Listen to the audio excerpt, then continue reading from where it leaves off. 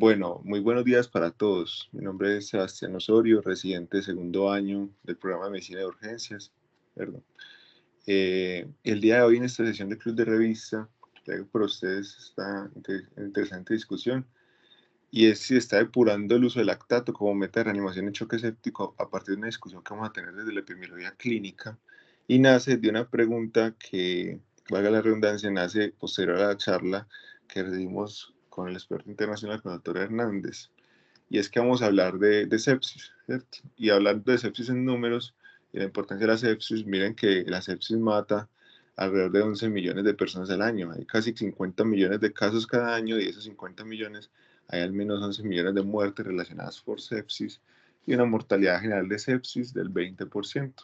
Pero si somos un poco más estrictos, miren ustedes que una de cada 5 muertes en el mundo son muertes relacionadas con sepsis y que una muerte por sepsis ocurre cada 3 segundos y si nos vamos solamente al grupo de choque séptico, la mortalidad ya es del 45%. Entonces, sin duda alguna, es una enfermedad que vale la pena estudiar y vale la pena mencionar. Hay un modelo mental muy importante en sepsis y es que siempre, en el caso nuestro, hemos querido conocer una herramienta que nos permita identificar tempranamente el choque séptico y también que nos permita guiar su reanimación con el objetivo de evitar las muertes tempranas.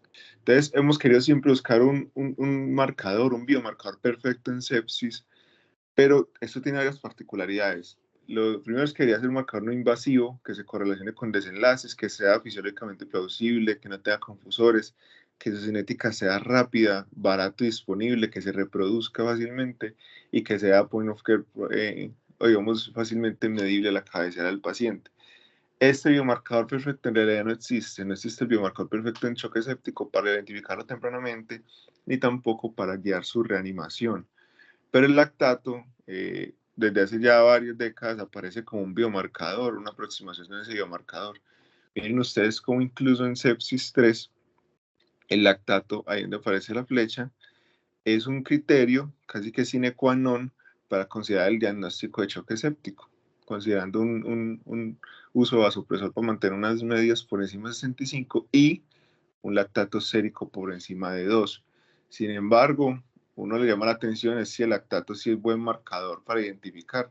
Estos son casos serios que les traigo, por ejemplo, pacientes en UCI o en urgencias, este estudio específicamente es en urgencias de pacientes con choque por clínica, con requerimiento de soporte vasopresor que llegaron a urgencias y cuando mira el lactato 1 inicial, miren que hasta casi la mitad de los pacientes no eran productores grandes de lactato. Y por otro lado también está este es un estudio que lo que hizo fue mirar el pronóstico de pacientes que quedan excluidos, la diapositiva que continúa, pacientes que quedan excluidos con la definición tradicional de sepsis 3 de choque séptico. Y lo que vieron los autores era que miraban pacientes con hipotensión refractaria que requerían vasopresor, miraban el lactato inicial que pasaba con la hidratación. Y finalmente salían 4 grupos. Un grupo de choque séptico clásico, otro grupo también de choque séptico que era el que inició con lactato normal y luego se aumentó. Pacientes con lactato inicial elevado, que es el segundo grupo, el segundo cuadrito que usted ve de izquierda a derecha, pero que luego el lactato se normalizaba. Y el último grupo que quiero que vean es el de la derecha del todo, que son las pacientes que iniciaron con lactato normal o digamos menor a 2 y continuaron después de reanimación con lactato menor de 2, pero que requerían soporte con vasopresor por choque, por una ventana clínica. Y miren ustedes cómo la mortalidad de ellos, si bien no fue la misma o no fue tan alta como la del choque séptico puro, sí tuvo una mortalidad más alta que incluso aquellos pacientes que llegaron con lactato elevado y luego lo normalizaban. Entonces, uno se hace la pregunta si es el marcador perfecto al menos para identificar. Y esto también lo comprobó el doctor Hernández con este estudio. Cogían pacientes con hiperlactatemia que llegaban y les medían parámetros hemodinámicos invasivos, incluyendo la saturación venosa central, el gradiente de presión arterial y venoso de CO2 y el llenado capilar. Y noten ustedes que de 90 pacientes finalmente que pudieron estudiar, 20% eran pacientes, 20 pacientes, perdón, que era aproximadamente un 25%, eran pacientes con hiperlactatemia, pero sin otros datos, por esas variables que les dije, sin otros datos de hipoperfusión. Entonces, eso también nos marca, nos habla como un marcador para identificar, tiene limitaciones incluso con la hiperlactatemia. Y finalmente, para guiar la reanimación, esto fue un estudio muy interesante que el mismo autor nos trajo la última vez que cuando hablamos, y es que noten ustedes, van a notar ustedes en el estudio que les va a continuar la siguiente diapositiva, y es que cuando uno hace una monitoría de los pacientes con choque séptico, de las variables de microperfusión, microcirculación, perdón, y de perfusión como lesiva, el lactato en pacientes que sobrevivían, miren ustedes que el lactato, que es las primeras barras de la izquierda, se tardaba mucho más en normalizarse que incluso el llenado capilar, que son las últimas barras de la derecha. Es decir, la cinética del lactato es en realidad lenta cuando se compara con el llenado capilar, y los pacientes que sobreviven a un choque séptico, uno ve que primero normalizan el llenado capilar y de forma mucho más lenta, varias horas o días, empiezan a normalizar el lactato. Entonces habla también de una limitación para del lactato como marcador de la reanimación y la resucitación. Ahora, el lactato tiene muchas trampas. Siempre se considera que la causa de la hiperlactatemia va a ser la hipoperfusión, pero en realidad en choque séptico específicamente, se ha encontrado que la principal causa de hiperlactatemia no necesariamente es esto, sino en realidad el metabolismo y la gluconeogénesis acelerada. Y lo otro es que hablar de depuración es incorrecto en lactato, porque usted puede tener un valor del lactato de 4 y luego uno de 2 y no necesariamente es porque esté depurando, porque la depuración implica fisiológicamente un proceso distinto. Y en la hiperlactatemia pasan muchas cosas a la vez. Se está depurando por el riñón, o está disminuyendo su producción, o está incluso aumentando la producción en el hígado, pero disminuyendo la depuración por los órganos distales. Entonces, hablar de depuración del lactato, digamos que fisiológicamente no es el término adecuado, sino más simplemente disminución del lactato sérico. Y como les digo, la producción no es en su mayoría, lo que se ha visto, no es que sea 100% debido a hipoperfusión. Y tiene muchas otras trampas. Si usted usa lactato de Ringer, eso puede aumentar el lactato. El lactato también funciona como un sustrato energético, entonces puede bajar o disminuir los niveles de lactato. Cuando hay disfunción hepática, todos sabemos que también se correlaciona con hiperlactatemia o cualquier cosa que estimule el uso de la glucosa o la lisis de la glucosa, incluyendo los vasopresores como la adrenalina, también van a aumentar el lactato. Entonces, el lactato, como no es tan específico y tiene varias trampas. Entonces, la búsqueda del biomarcador perfecto ha sido difícil, pero aquí en esta tabla del doctor Gustavo Espina, traemos 4 biomarcadores que más se han estudiado. Probablemente los 2 primeros sean los más, digamos, importantes para nosotros. Miren que el tercero es la saturación venosa central de oxígeno con los estudios clásicos de Rivers y los otros 3 de la década de hace más de unos 10 años. Y miren ustedes que le da mucho valor al llenado capilar en cuanto a la respuesta o la cinética que tiene durante la reanimación, incluso más que el lactato. Entonces es muy interesante porque ya el doctor Ospina incluso empieza a hablar de que la perfusión periférica pareciera ser mejor para guiar la reanimación. Y esa fue la base para realizar el estudio de Andrómeda Shock. El estudio de Andrómeda Shock, recordemos que fue un ensayo clínico que incluyó 28 unidades de UCI con 424 pacientes y se los aleatorizó a una reanimación guiada por llenado capilar versus una reanimación guiada por lactato. Y ellos encontraron que la mortalidad de 28 días fue 34.9% en el grupo de llenado capilar y 43.4% en el grupo de lactato. Y si ustedes ven esto es una diferencia absoluta de 9.5%, o un poco menos de 9%. Pero desde el punto de vista estadístico, ellos no alcanzaron a demostrar la significancia estadística y la P le dio 0.06. Pero es muy llamativo porque a pesar de esto, si bien no se alcanzó una significancia estadística, hubo, digamos, una diseminación de que sí apareciera una significancia clínica. Incluso el mismo autor, el doctor Hernández, cuando charlaba con nosotros, nos decía que si bien esto era así, digamos que en el mundo del cuidado intensivo y la medicina aguda se aceptó como si esto fuera un buen parámetro, y el hecho de no mostrar la superioridad tampoco demostró que era inferior, y finalmente lo tomaron como una herramienta que sí vale la pena trabajar. Pero es muy llamativo porque a pesar de esto, empezó a eliminarse y a depurarse el lactato para que la reanimación en choque séptico. Y finalmente, ese estudio y todo lo que les conté anteriormente es la base o el fundamento para el protocolo que ustedes ven en este momento en sus pantallas, que es el protocolo del estudio Andromeda Shock 2. Un estudio, un RCT en curso que busca personalizar o más bien individualizar la reanimación en choque séptico. Y miren ustedes cómo en ninguna de las llaves del algoritmo, en los diamantes grises, donde está el biomarcador para que la reanimación, ya no aparece el lactato. Ya no aparece el lactato y ya aparece el llenado capilar, tanto en esta fase del protocolo como en la que continúa, que ya ustedes van a ver en su pantalla. Entonces, miren ustedes cómo ha ido moldeándose esto y la pregunta que le queda entonces es ahora dónde queda el lactato. Este estudio, estadísticamente, en estos momentos acaba de alcanzar esta semana el 75% de la muestra. Entonces ya van a empezar con el análisis interino y se espera pues que a finales de este año ya esté terminado. Entonces la pregunta pico que uno se hace es si en pacientes con choque séptico la intervención que es guiar la reanimación a partir de llenado capilar, mejoría de llenado capilar, comparándose con eliminación o digamos más bien disminución del lactato, tiene un impacto en desenlace que es mortalidad a un tiempo que usualmente lo vemos a 28 días. Y con base a la búsqueda que hice, les traigo este artículo a analizar, que en realidad es incluso el argumento a través del cual los autores de la Andrómeda y el Andrómeda 2 han pautado, digamos, esta cierta superioridad de la reanimación a partir de llenado capilar y han, digamos, en diferentes editoriales y artículos que han publicado, sugerido que es superior incluso al lactato. Y el artículo es este, es un análisis, un reanálisis bayesiano de la Andrómeda. La intención de hacerlo es con dos razones.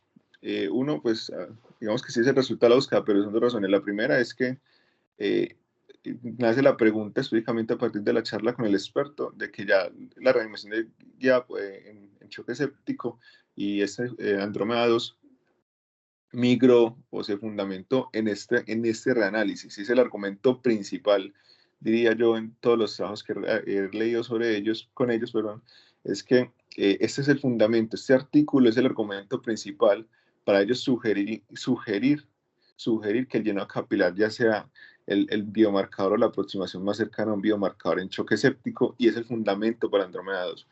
Entonces, esa es una de las razones. Y la segunda es porque con un interés creciente han aumentado las publicaciones acerca de hacer un uso de un análisis bayesiano en medicina crítica y medicina aguda, y creo que es el momento entonces de que nosotros nos sentemos a discutir cómo hacer un análisis adecuado de este tipo de artículos.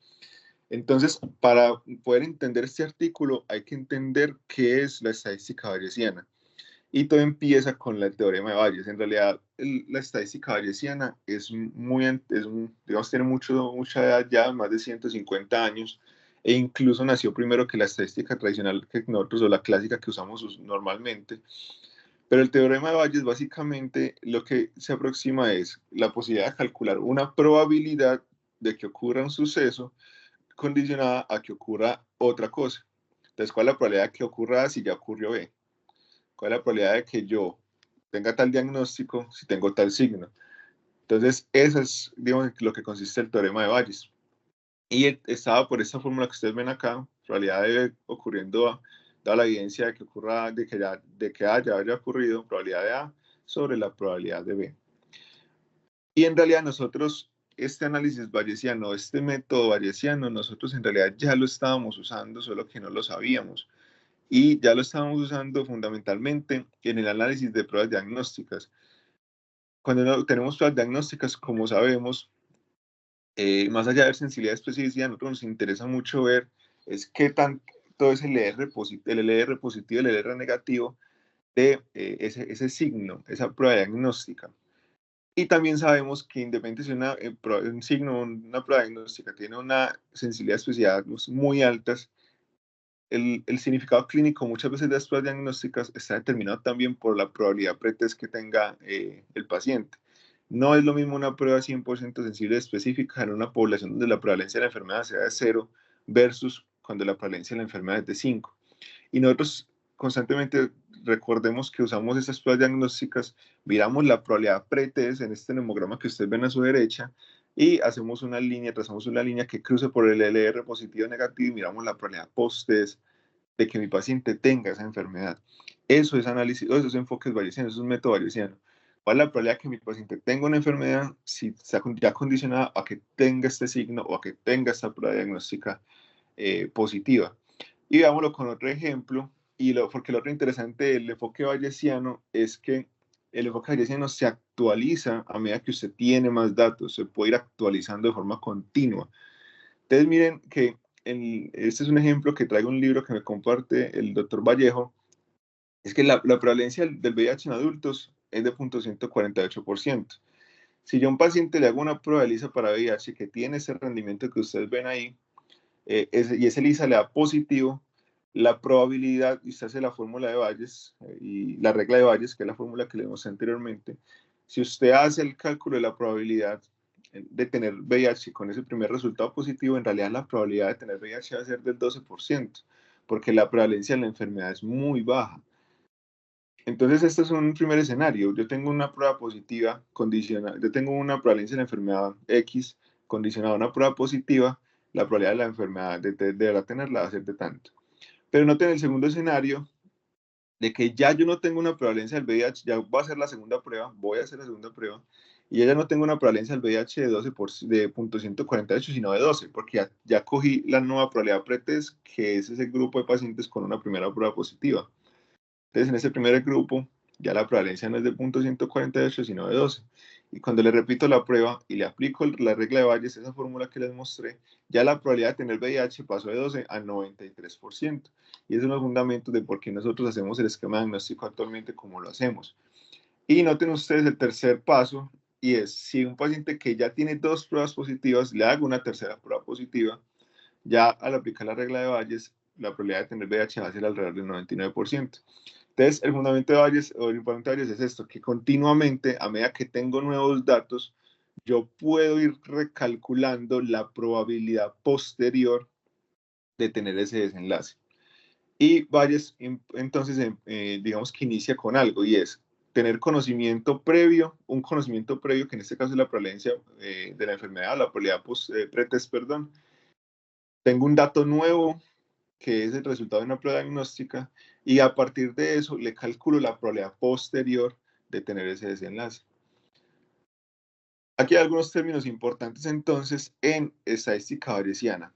Entonces, el primero es distribución priori o previa.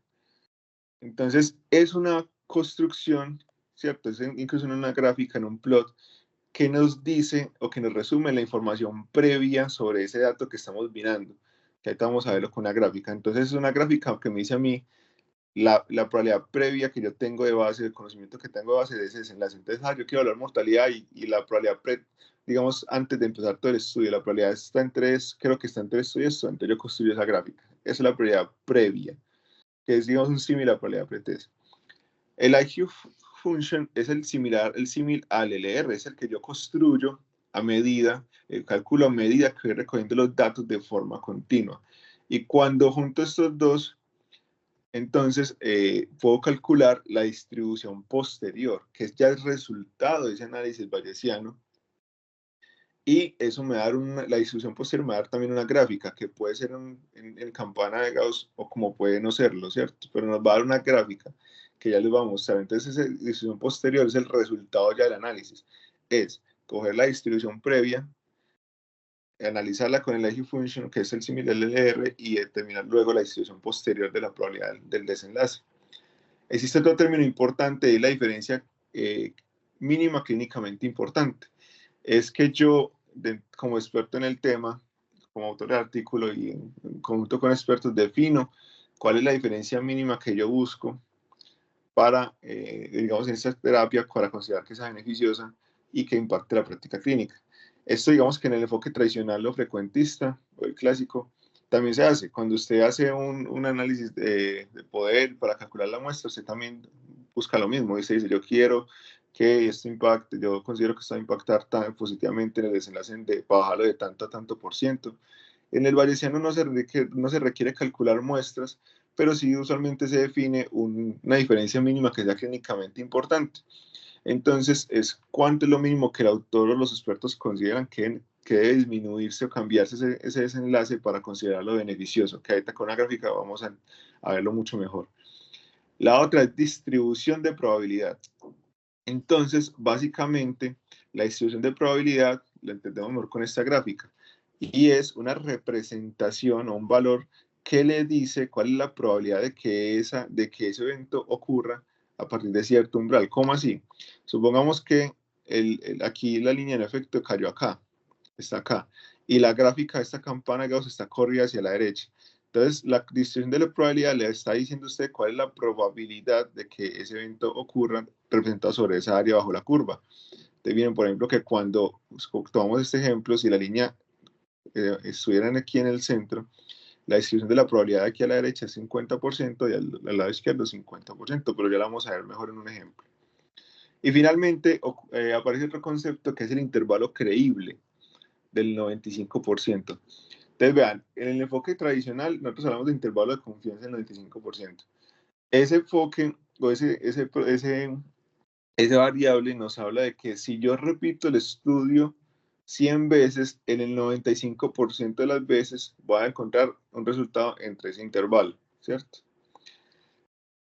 Lo otro es que cuando uno hace un estudio, ¿cierto? En general, uno está buscando la diferencia en desenlaces, ¿cierto? Entre una intervención o no, pero la verdadera diferencia no es posible saberla. Uno lo que hace es buscar, hacer la intervención y buscar una diferencia, y uno espera que esa diferencia sea próxima a la diferencia real, solo que eso es imposible de conocer.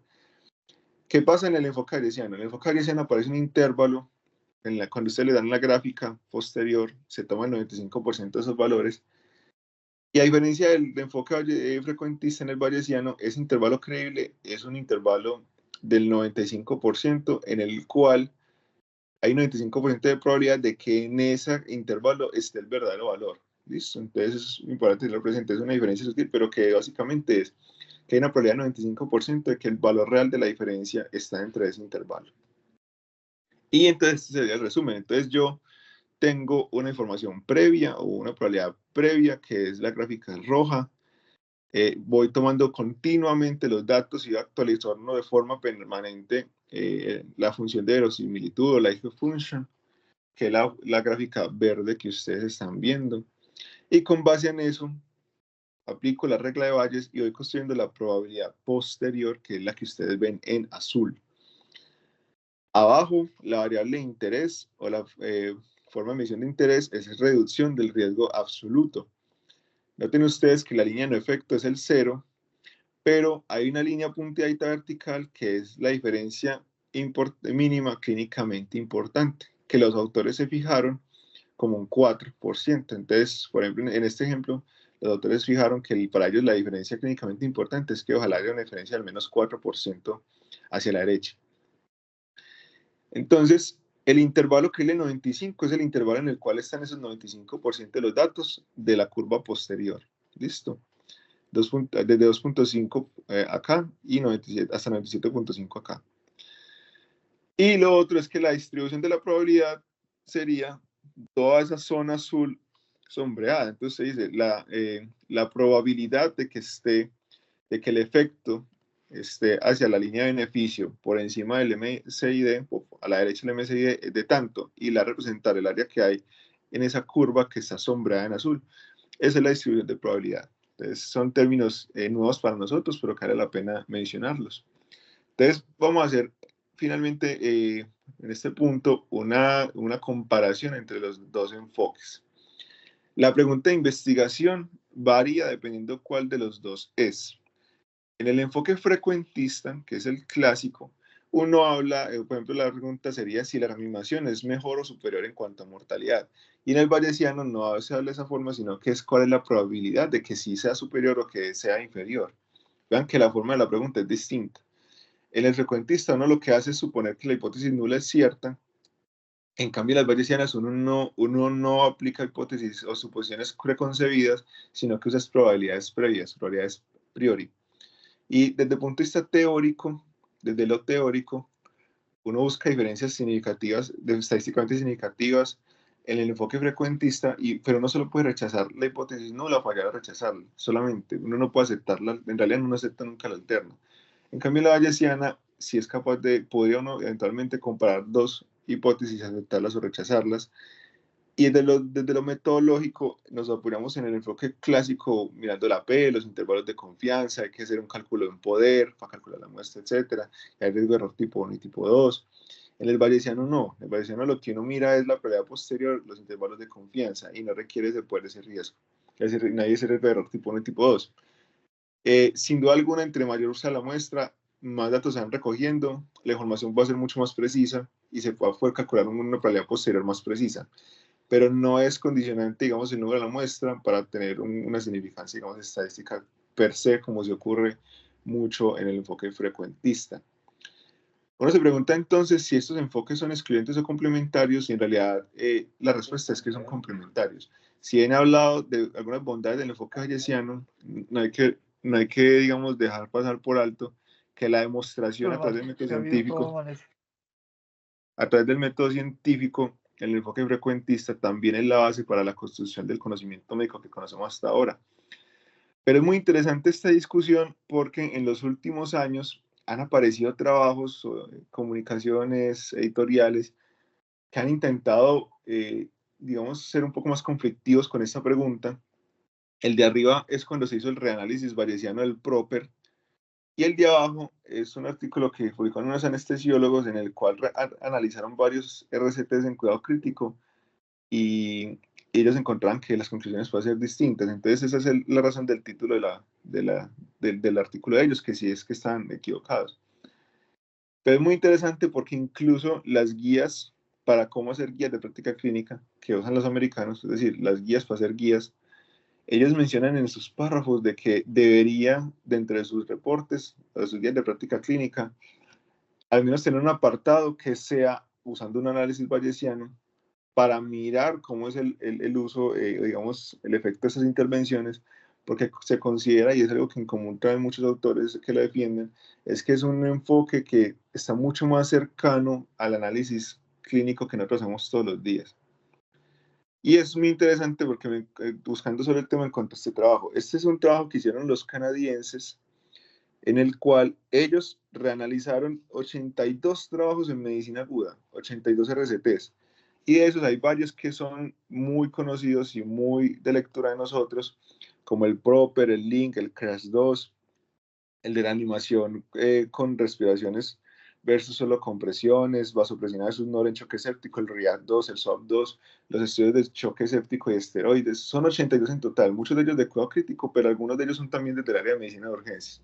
Ellos querían mirar en cuántos de ellos cambia algo, una forma la conclusión, teniendo presente que la diferencia en riesgo absoluto superara una diferencia mínima clínicamente importante que los expertos definían para cada RCT cuál era.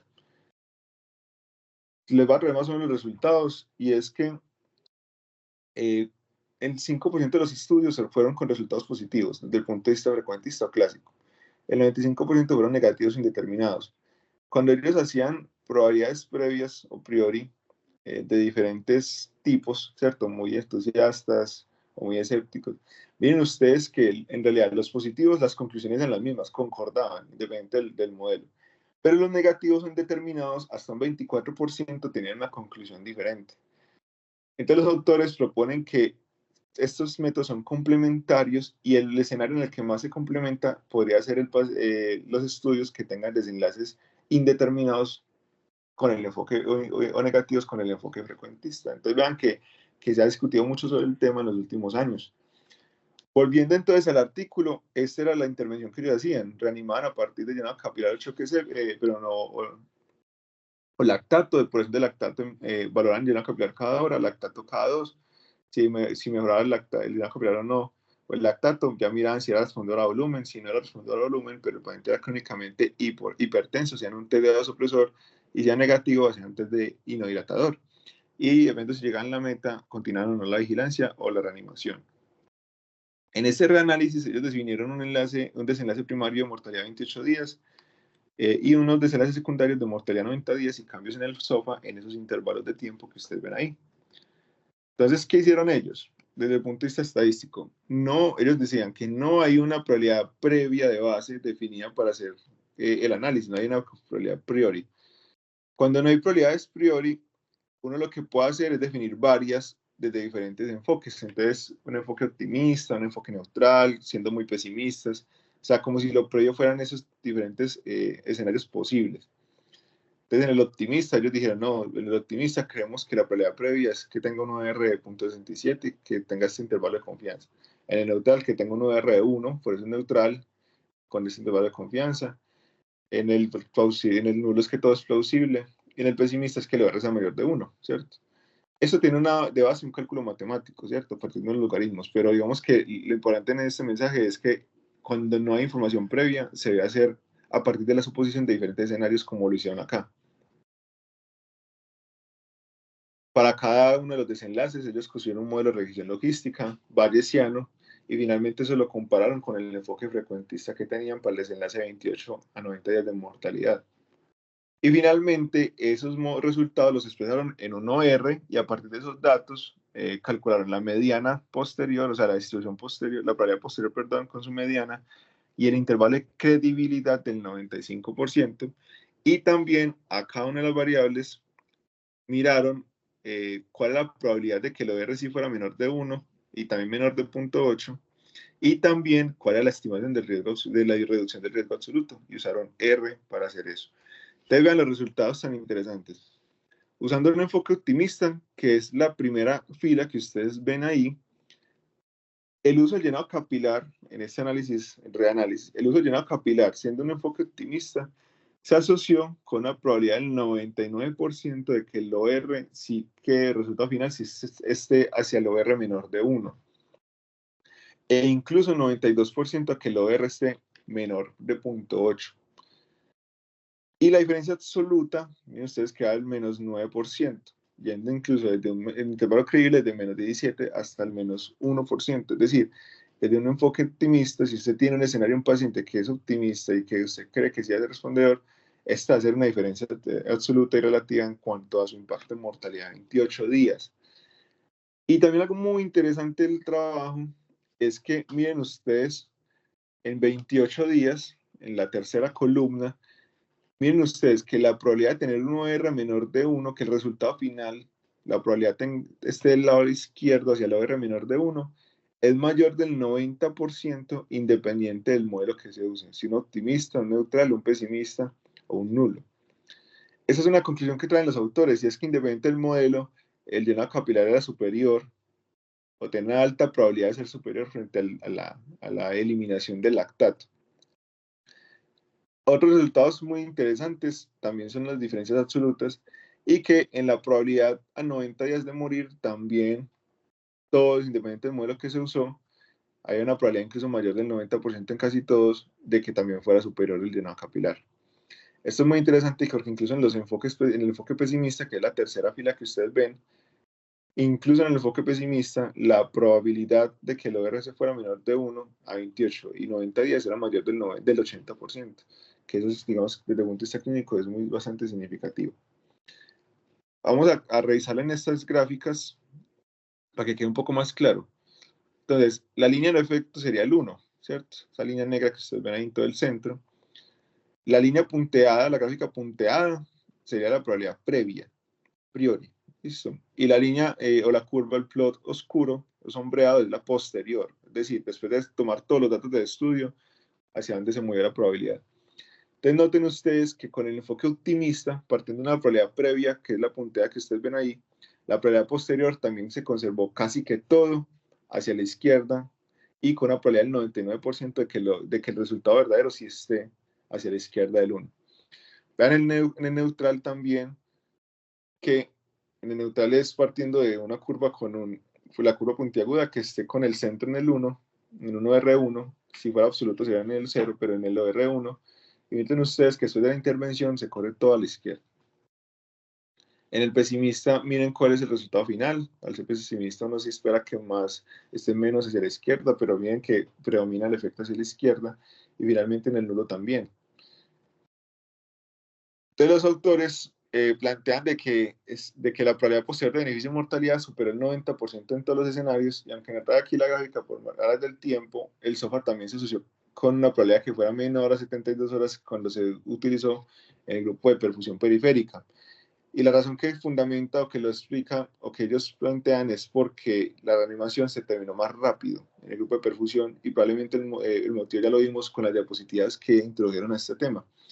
Pero ellos hacen una pregunta y es muy, muy interesante para mí, porque cuando ellos publican este estudio, se vienen un montón de editoriales y de comentarios acerca de cómo que estamos tomándonos las decisiones clínicas o cómo nos estamos acercando a la información, y porque a veces la significancia estadística en el método frecuentista, digamos que puede no darnos la respuesta, o cómo la significancia clínica no se logra mostrar estadísticamente con un método frecuentista.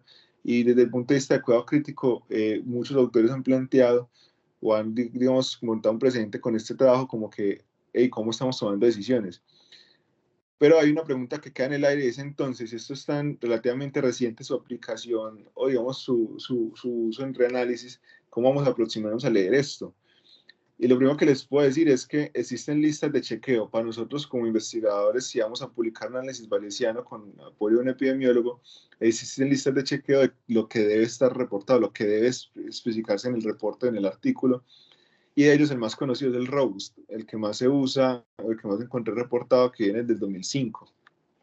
El BASIS es de un grupo de interés en enfoques bayesianos, pero que ya no existe, y el ROBUST es el que queda más en el tintero de guías de reporte. Pero estos no son guías de lectura crítica, estos son guías de reporte, lo que un autor de un artículo debe reportar. Y la otra cosa entonces es que no existe, así como unas guías JAMA, las que todos conocemos, para la lectura crítica de un artículo de diseño no existe. Hay algunos consensos, y me tomo el atrevimiento de traerles este consenso y agregarles ciertas cositas que a través de mi lectura les podría sugerir junto con la asesoría del doctor Vallejo, y vamos a analizarlo con el artículo, qué les parece. Entonces, esta lista de chequeo para la lectura crítica nace en realidad de los anestesiólogos. Ellos se lo aplicaron a recientes anestesiólogos, se lo aplicaron a los bioestadísticos, expertos en bayesiano, haciéndoles encuestas a anestesiólogos y residentes de anestesia, y sacan unas preguntas, y yo quise complementar con algunas otras.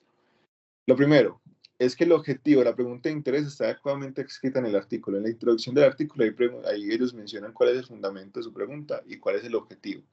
Entonces, en ese punto, digamos que yo sí les doy chulo. El segundo, que va a ser muy importante y es una gran limitante, es que este es un estudio, no es un estudio primario, sino un análisis post-hoc, un reanálisis.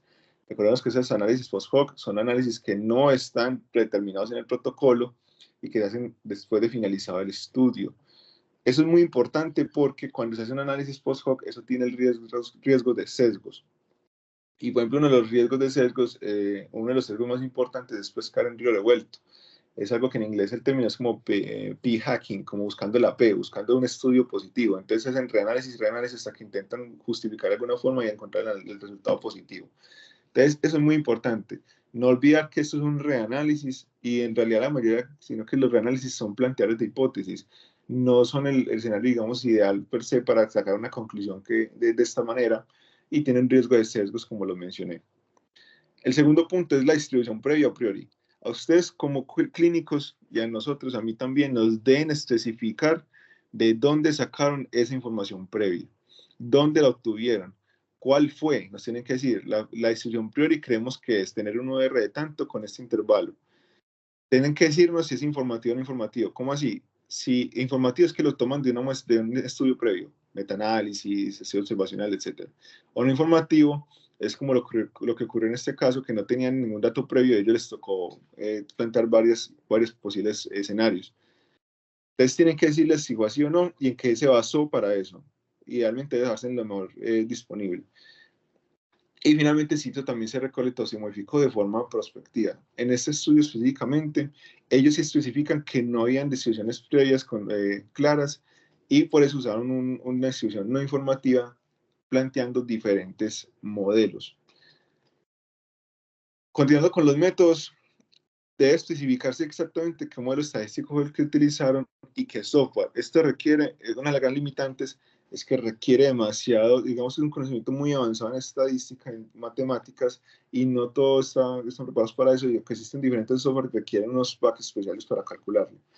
Y además, una cosa importante que no le he mencionado es que hay un método, digamos, estadístico, que es el método de Monte Carlo, que digamos que para hacerle como un ejemplo, es como si usted, si en el método de Monte Carlo usted tiene una imagen, pero con el método de Monte Carlo usted ya tiene la imagen sin pixel. O sea, el método de Monte Carlo le permite a usted imputar, hacer un algoritmo repitiendo el modelo muchas veces hasta que converja, y le da a usted mucho más robustez en el resultado. O sea, se la da de forma mucho más precisa y clara.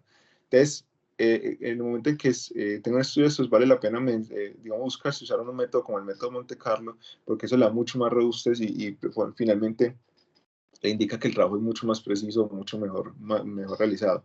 En este caso específico, los autores usaron un software de R, pero ellos no utilizaron un método Monte Carlo, no lo utilizaron. Y en ningún momento escriben si utilizaron un método similar, porque hay otros métodos, pero no es que se usaron un algoritmo similar y se convergía. En cuanto a los resultados, es importante que esté en resumen disponible los resultados, así como también en el enfoque frecuentista, que nos digan cuál es la desviación estándar, el rango intercuartílico, etc. En este caso, este estudio no menciona nada sobre eso, sino que redirige al estudio primario, pero sí trae algunas variables iniciales o fundamentales en cuanto a la incidencia de mortalidad, etc., pero no nos arroja más datos a partir de eso. Y finalmente, en la descripción de los resultados tiene que mostrarse la estimación puntual del tamaño del efecto. Eso sí lo tuvo en la tabla que vimos. Y recuerden lo que vimos, que usando alguno de los 4 modelos, la probabilidad de que fuera mejor que el llenado capilar era mayor del 94-95% en los 4 diferentes escenarios, ¿cierto? Nos mostraron el intervalo creíble también en la emisión del riesgo absoluto, nos mostraron un intervalo creíble. Y eso me parece importante porque al menos en ese escenario sí vale la pena dar el chulo al estudio. Tienen que mostrarse la distribución posterior, el plot tienen que mostrarlo y tienen que calcularlo y también decirlo de forma explícita cuánto fue. En el caso del estudio de este trabajo, también los autores nos muestran la distribución posterior en los 4 diferentes modelos. Y finalmente tienen que hacer, la pregunta es si hicieron un análisis de sensibilidad. ¿Cómo así? Cuando se usa una distribución previa conocida, es decir, si los autores no hubieran hecho como lo hicieron acá, sino que cogen una distribución previa conocida, es decir, nosotros creemos que la distribución previa es de esto, entonces vamos a hacer es esa, y le dan un resultado X. Ellos tienen que hacer un análisis de sensibilidad. Los autores tienen que mostrar cuál es el impacto si son diferentes probabilidades priori. Es decir, en este caso, básicamente lo que hicieron fue eso, usaron diferentes.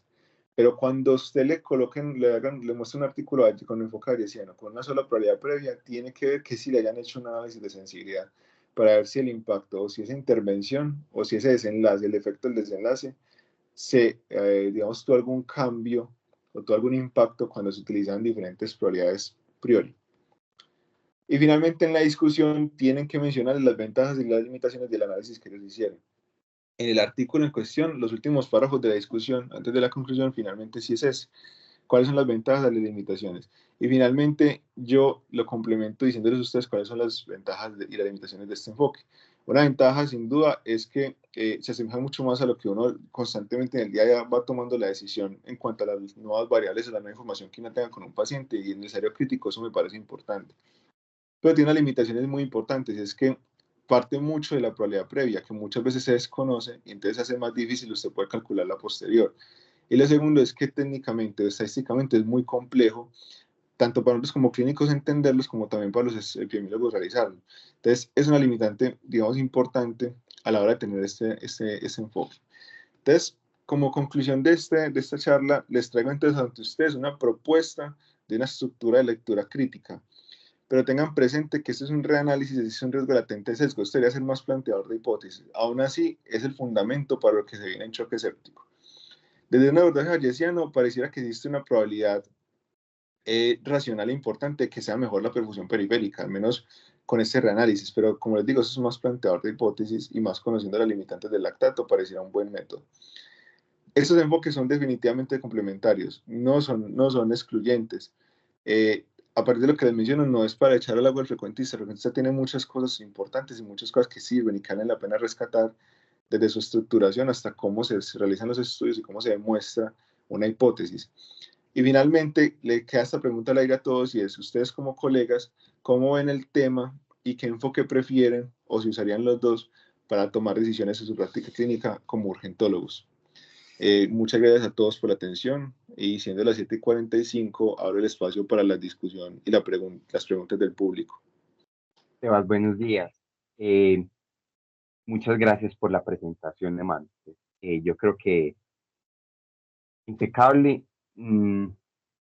Quiero felicitarte por la forma en la que desarrollaste la presentación. Creo que es, a pesar de la complejidad que puede generar un tema nuevo, lo desarrollas con propiedad y eso también, digamos, que da eh, eh, la tranquilidad en relación con la preparación que tuviste en relación con el tema, que lo venías preparando ya hace bastante. Solamente quiero hacer, pues, digamos, dos observaciones en relación con el enfoque bayesiano versus el enfoque frecuentista. Más que observaciones, es hacer, digamos, el necesario énfasis en sus justas proporciones. En sus justas proporciones es eh, el modelo frecuentista o la postura frecuentista en la ciencia ha sido dominante por décadas, incluso ella ha permitido los avances en ciencia que hemos tenido hasta el día de hoy. El, el escenario del enfoque frecuentista viene mucho más de las ciencias duras y puras. Digamos que la adaptación que ha hecho la disciplina y la ciencia médica en relación pues, con el enfoque frecuentista también le ha permitido pegarse un poco y plegarse a este tipo de avances y por eso finalmente es que ha sido, digamos, mucho más arropada el enfoque frecuentista. Tú lo mencionaste, esto es viejo, esto no es nuevo, ya lleva siglos desde la estadística inglesa que lo propuso pues hace ya casi dos siglos, pero digamos que ha sido mucho más, entró en desuso como muchas otras teorías, pues. En fin, pero mira pues la importancia también pues de poder aproximarnos a los distintos temas con un enfoque que nos puede permitir, y ahí sí hago la cuña de complementariedad. Eh, pero que al fin de cuentas tú lo marcas al final, no podemos quedarnos solamente en los reanálisis de los estudios, ¿sí? Es decir, también tenemos que tomar postura, porque terminamos entonces, digamos, en el de, como aquí no me dio, entonces voy a hacerle el otro enfoque a ver si finalmente me da para, pues, poder tomar decisiones. Y yo creo que esa es también, digamos, la postura en relación, pues, con la determinación, no solamente del método, sino también de la verdad que vamos a adoptar para poder hacer los cambios o los ajustes en la práctica clínica. Y mira, pues que ellos se han atrevido a realizarlo. Y la otra observación, hombre, uno después de este tipo de, digamos, de echadas al agua, como lo hizo pues los autores del Andrómeda Shock, uno diría, ay, bueno, el Andrómeda Shock 2 viene también con un enfoque bayesiano, pero el protocolo es un enfoque frecuentista. Entonces, pues yo no sé si ellos ajustan o hacen una enmienda al protocolo, pues yo no lo sé, pero revisando el protocolo que está disponible pues en la revista brasileña de terapia intensiva, es un enfoque frecuentista. Entonces uno hubiera esperado pues que se hubieran echado al agua con este tipo de metodología pues para responder a la pregunta de investigación. Sin embargo, como tú lo mencionas, partiendo del reanálisis, lo que hacen es sacar, digamos, nuevas hipótesis y ya de ahí tener un punto de partida que también es muy, muy válido. Simplemente pues una cosita pues haciendo moción de claridad y porque se le llama pues intervalos de confianza creíble, y es porque en el enfoque frecuentista, digamos que tú ya tienes los datos para generar los intervalos de confianza alrededor del estimado puntual, ¿sí? Mientras que en el bayesiano tú haces una proyección de las probabilidades a priori en conjunto con las probabilidades para generar la posterior. Pues los likelihood para generar la probabilidad posterior, y por eso es finalmente que a partir de la generación pues, se hacen esas estimaciones, y por eso se les denomina intervalos de confianza creíbles. Y bueno, eso sería, hermano, nuevamente felicitarte. Me quedo con unos muy buenos mensajes en relación pues con el enfoque bayesiano, con la ponderación que hay que tener también en el momento de la evaluación de esos, porque vemos ya muchos enfoques en revistas Del mucho, sí, profe.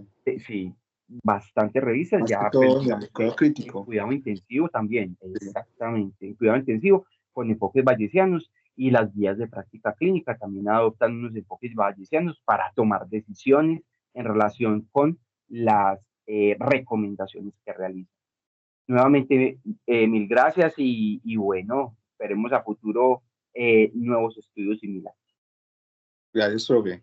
Sí, yo creo que la necesidad existe para nosotros conocer el tema, intentar al menos aproximarnos y tener una lectura crítica sobre este. No sé si de pronto en el público hay alguna otra pregunta, alguna duda, comentario adicional. Hola, profe. Hola, profe. Gracias por la presentación. Yo quería hacerte una pregunta, y es, basado en los conceptos de realidad, que uno definitivamente le quedan ciertas dudas, interrogantes con esta diferencia de planteamiento, ¿cierto? Uh-huh.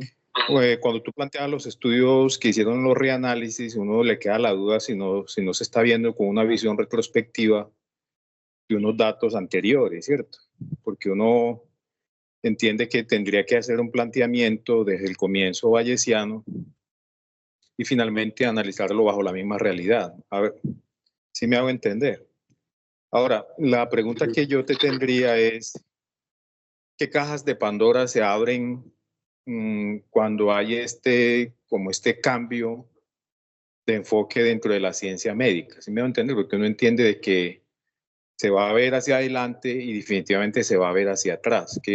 Como qué cajas de Pandora consideras tú que se puedan abrir con este cambio de paradigma? Profe, qué buena pregunta. Vea, con lo que está pasando en choque séptico es un ejemplo de lo que pasa cuando uno abre estos modelos. Mire, y el profe Vallejo lo mencionaba también, un reanálisis se interpreta como la forma de seguir el manejo médico, y eso fundamenta ya un ensayo clínico, ¿cierto? Entonces, una de las cajas de Pandora, uno de los problemas que pueden pasar es la inadecuada interpretación, o cuando son tantos reanálisis, digamos, una inadecuada justificación de una toma de decisiones a partir de solamente un reanálisis. Esa es una de las cosas. Lo otro es lo que yo les mencionaba, es que estos reanálisis tienen demasiados problemas, o al menos problemas importantes en cuanto al riesgo tan alto que tienen de sesgos. Es una crítica que yo también le hago a los reanálisis, y es que buscan reanalizar tanto hasta que luego les dé finalmente positivo. Y la principal cosa es tener mucho cuidado con toma de decisiones en ese escenario.